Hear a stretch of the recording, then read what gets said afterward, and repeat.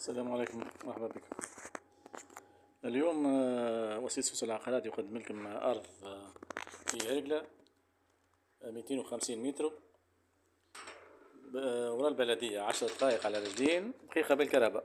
ثما ناس يقول لي هيك، قلت ورا البلدية، راهو الحيط مش في الحيط، تسك في الحيط، تمشي شوية لداخل، فهمتني، درجين على رجلين، معناتها دقيقة بالكهرباء، فهمتني ولا؟ ملكية فردية مش فردية، جماعية، فهمتني. لا اله الا الله محمد رسول الله. ما زلت فلاحية، اما يبنوا عالشياع، فهمتني. ثم القدام، كل قدام ثم فيلا وراك، ثم بنية قدام على الثاني. مازال البيس مش معناتها الطريق مش مزفت. واذا كان حالها طرقات تولي اغلى، تولي فهمتني، تولي المتر 160 يعني، جملة ب40. تو المتر متاعها 160. اذا كان سلتها طريق معناتها تو البلدية باش تركها طرقات وكذا، باش تولي دوبل وتريبل، معناتها حتى اللي يشريها فرصة، معناتها فرصة ينجم يشريها ويبيعها، سواء سكن ولا باع بعد ذلك، يلقى روح رابح. بالنسبة للسكنة راهي، فهمتني، يبنوا عشية كيما برشا حوم، فهمتني، تركح روحك مع البلدية ولا الله أعلم بالمعرفة ولا.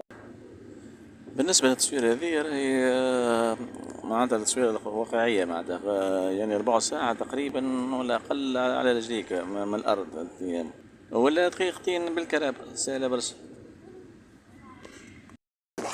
هذه الأرض متاعنا، فهمتني، هذه صورة الواقعية، شهادة ملكية جماعية، عشية، عقد بيع عند محامي.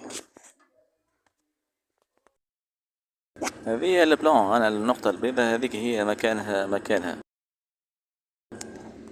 هذه على جوجل ماب، مكانها على جوجل ماب.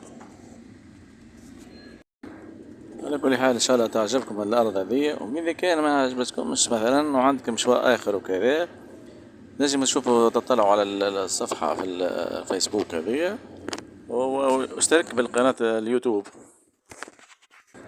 تنجموا تلقوا ما يناسبكم إن شاء الله.